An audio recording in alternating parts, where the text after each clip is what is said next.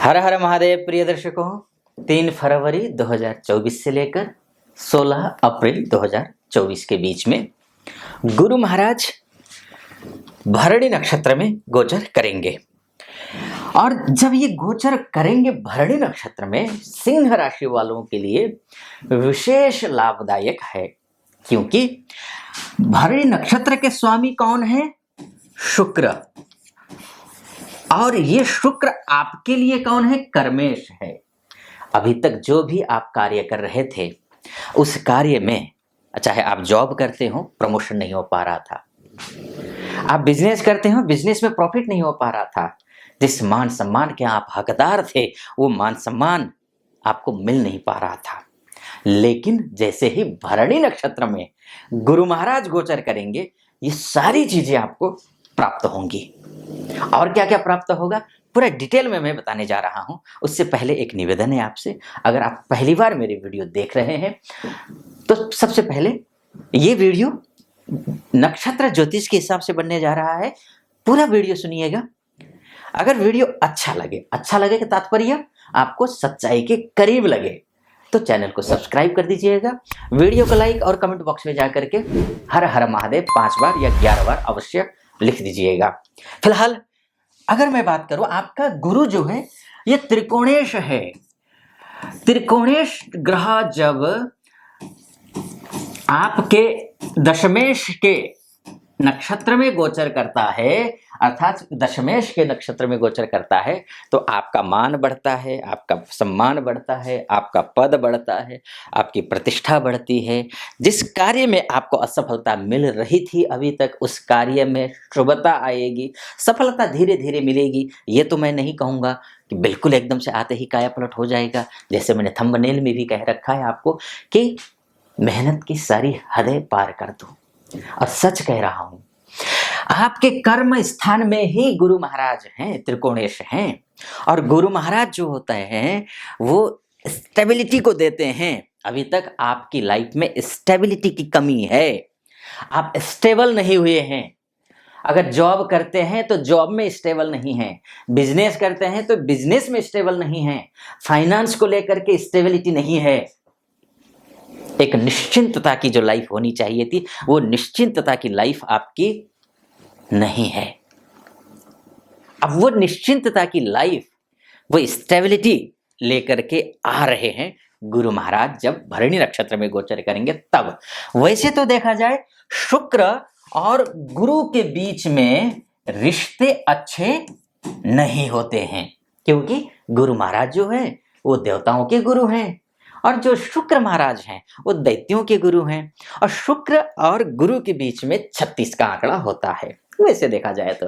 लेकिन आपके लिए वो त्रिकोणेश हो जाते हैं और वो केंद्रेश हो जाते हैं। और शास्त्र कहता है त्रिकोणेश और केंद्रेश, चाहे गोचर में, राशि में दृष्टि संबंध हो, युति संबंध हो, व्यत्यय संबंध हो तो राजयोग होता है, या नक्षत्र में चले जाए। त्रिकोणेश अगर केंद्रेश के नक्षत्र में जाए, ये केंद्रेश फिर त्रिकोणेश के नक्षत्र में आए तो फिर भी राजयोग होता है। यानी कि 10 उंगलियां आपके घी में है, वो कहावत है ना, उसी तरीके से मैंने दोनों हाथों में लड्डू है आपके लिए।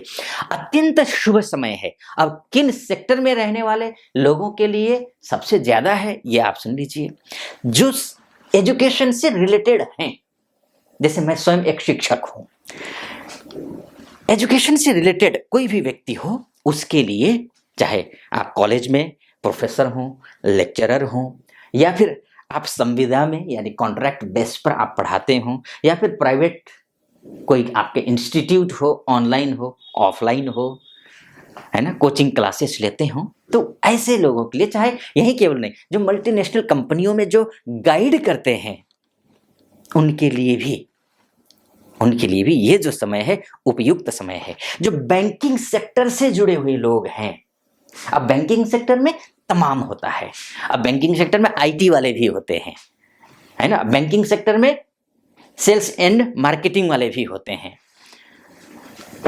तो इन सब के लिए, बैंकिंग सेक्टर से रिलेटेड जो व्यक्ति हैं उनके लिए भी ये फायदेमंद है। दूसरी बात। तीसरी बात, जो परंपरागत तरीके से जो पीढ़ी दर पीढ़ी जो काम कर रहे हैं, जैसे पिताजी का काम आपने हैंडओवर कर लिया, आप उसी काम को विस्तार दे रहे हैं, लेकिन असफलता मिल रही थी क्योंकि अभी तक आपका जो गुरु महाराज हैं, गुरु तो वही होते हैं ना अपने से बड़े, उन्हीं का प्रतिनिधित्व तो गुरु करते हैं, विद्वानों का प्रतिनिधित्व करते हैं, पढ़े लिखे लोगों का प्रतिनिधित्व करते हैं। अभी तक क्या था, उनका सहयोग नहीं मिल पा रहा था, बड़ों का सहयोग नहीं मिल पा रहा था, जिनसे आपको अपेक्षा थी कि यहाँ से संभवतः सहयोग मिलेगा, वहीं से सहयोग नहीं मिल पा रहा था, बल्कि रिश्ते खराब हो रहे थे किसी भी विधा से। या तो आप में खुद ही एक झिझक था, एक संकोच था कि भाई मैं तो कमजोर हूं, उससे कैसे मेरी बात बन पाएगी, वो कहाँ मेरी बात सुनेगा। एक ना अपने आप में एक हीनता थी, उस हीनता बोध से आप निकलते हुए दिखाई दे रहे हो, और परंपरागत चली आ रही जो आपका काम है, चलता आया हुआ काम, उसमें अच्छी सफलता मिलती हुई दिखाई दे रही है। एक और भी मानकर चलिए, आप विद्यार्थी हैं, विद्यार्थियों के लिए सुनहरा पल है, सुनहरा पल। अगर आप किसी उच्च शिक्षा की तैयारी कर रहे हैं, पंचमेश गुरु जब शुक्र के नक्षत्र में जाएगा, एक दो चीजों का ध्यान रखना है विद्यार्थियों के लिए, जो नौजवान हैं उन बच्चों के लिए मैं बोलूंगा, बस अपने पढ़ाई पर फोकस करना, क्योंकि जब गुरु शुक्र के नक्षत्र में जाता है ना, गुरु तो देखो पढ़ाई लिखाई करवाने वाला ग्रह है, अपने संस्कारों में अपने रूट्स को पहचान दिलाने वाला, उसमें रखने वाला ग्रह है, सभ्य बनाएगा आपको। लेकिन शुक्र ऐसा नहीं है, शुक्र के नक्षत्र में जा रहा है बृहस्पति, तो शुक्र क्या है फिर, शुक्र जो है वो लग्जरी लाइफ को जीना पसंद करता है, वो लग्जरी लाइफ को जीता है, उसको दिखावा पसंद होता है या फिर दिखाना पसंद होता है। न दिखावा पसंद करना है, न दिखाना पसंद करना है, न खुद दिखाओ, न दूसरे का जो दिखा रहा है उसको देख करके ज्यादा सम्मोहित हो। अपने डाउन टू अर्थ रहो और अपने किताब से दोस्ती करो। अब भरोसे से कह रहा हूं, आप चाहे यूपीएससी की तैयारी कर रहे हो, चाहे आईलेट्स की तैयारी कर रहे हो, चाहे जून के महीने में ये नेट के एग्जाम होंगे, जीआरएफ की तैयारी कर रहे हो बच्चों, सबके लिए सुनहरा मौका है, निकाल लोगे। अभी तक कितने ट्रम्प दे चुके हो, इस बार के में चूकोगे नहीं, बस मेहनत कर लेना झट करके। थंबनेल में फिर से मैं बोलूंगा, दिया है ना, मेहनत की सारी हदें पार कर दो, सफलता सुनिश्चित है। वैसे भी आप सिंह हो, स्वतंत्र राजा व्यक्ति हो, तो आपको मेहनत करनी है, ठीक। वहीं पर एक बात मैं कहूंगा, और अगर आप संतान की प्लानिंग कर रहे हैं तो उसमें भी सफलता मिलेगी, निजी संबंधों में भी सफलता मिलेगी। घर में आप माता पिता हैं, बच्चों की शादी करना चाहते हैं, नहीं हो पा रही है, तो शादी की चिंता छोड़िए, बस मेहनत कीजिए। मेहनत अर्थात रिश्तों में तलाशना शुरू कीजिए, जहां जिस किसी भी माध्यम से आप तलाश कर रहे हैं वर या वधु की, आप तलाश करते रहिए, निश्चिंत रहिए और आप कर्म पर ध्यान दीजिए। भाग्य आपका साथ दे रहा है, अर्थात वर या वधु आपको मिलेगी।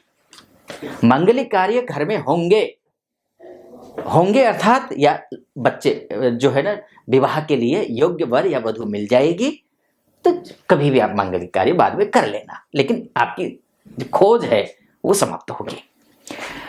उसके साथ साथ में जो बिजनेस कर रहे हैं जो व्यक्ति, उनके लिए भी एक थोड़ा सा एक सेटबैक भी है।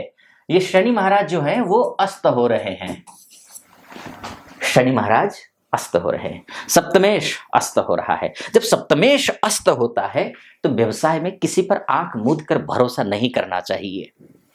एक दूसरी बात, लेजीनेस मत लाओ, क्योंकि पिछले दिनों काम नहीं चला है आपका, तो दुकान पर जाने का मन भी नहीं करता होगा कि चलता तो है नहीं, जा करके करेंगे क्या, ये एक फीलिंग आपके मन में होगी।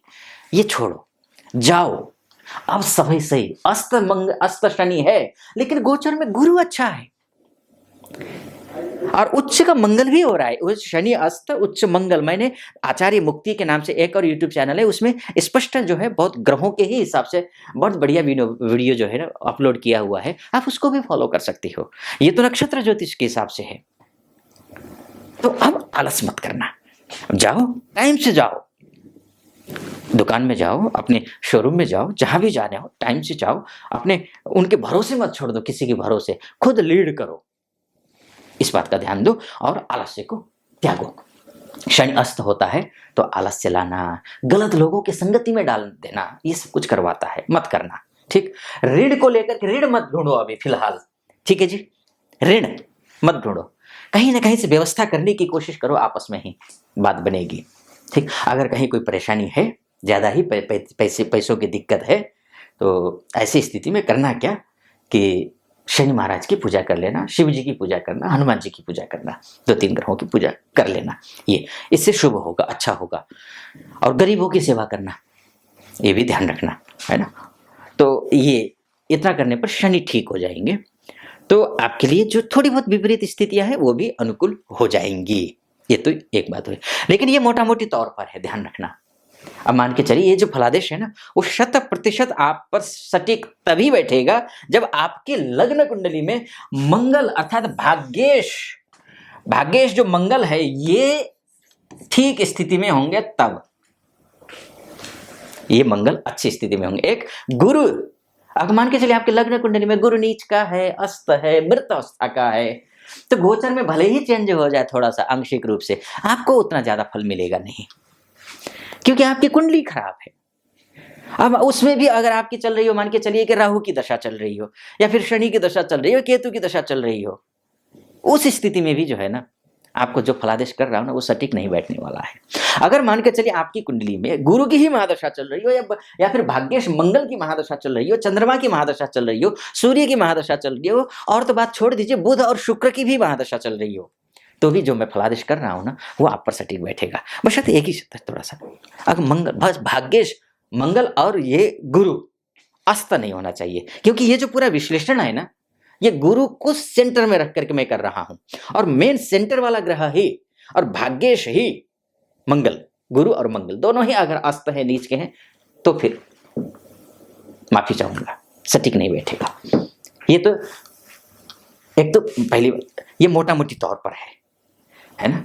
आपकी कुंडली ही आपका डीएनए होता है। अगर डिटेल में कुंडली का विश्लेषण करवाना चाहते हैं कि क्या कुछ है वाकई में, एक बार गहराई में जाकर के, तो नीचे नंबर होगा, उस नंबर पे कॉल कर लीजिए, हमारे प्रतिनिधि से बात कीजिए, उनसे बात करके मुझसे बात करने के लिए आप अपॉइंटमेंट ले लीजिए, और निर्धारित तिथि पर आपकी मेरी बात होगी, ये है। और एक बात, मैं एक बहुत जल्दी फरवरी की, इसी फरवरी के लास्ट वीक में इंटरनेशनल लेवल का एक ऐप, ज्योतिष का ऐप और वेबसाइट लॉन्च करने जा रहा हूं, जिसमें हजारों एस्ट्रोलॉजर्स रहेंगे, पूरे देश भर के एस्ट्रोलॉजर होंगे, पूरे देश भर के जो है हर एक भाषा के एस्ट्रोलॉजर मिलेंगे आपको उसमें, और आप ज्योतिषी हैं और आप योग्य हैं, तो आप एक और नंबर मैं डिस्क्रिप्शन पर दे दूंगा, अलग से नंबर होगा, ये जो चल रहा है ये तो जो ज्योतिषीय विश्लेषण करवाना चाहते हैं उनके लिए है, उसके नीचे लिखा हुआ होगा, तो उस नंबर पे आप जो है व्हाट्सएप कर देना अपना रिज्यूम, तो इससे जो है फिर हमारी टीम की तरफ से आपको कॉल आ जाएगी। फिलहाल ज़्यादा लंबा हो जाएगा वीडियो, यहीं पर समाप्त करता हूँ। कैसा लगा आपको वीडियो? अच्छा लगा हो, यानी कि सच्चाई के थोड़ा करीब लगा हो, चैनल को सब्सक्राइब कर दीजिएगा, वीडियो को लाइक और कमेंट बॉक्स में जा करके हर हर महादेव 5 बार या 11 बार अवश्य लिख दीजिए। फिलहाल अनुमति दीजिए, हर हर महादेव।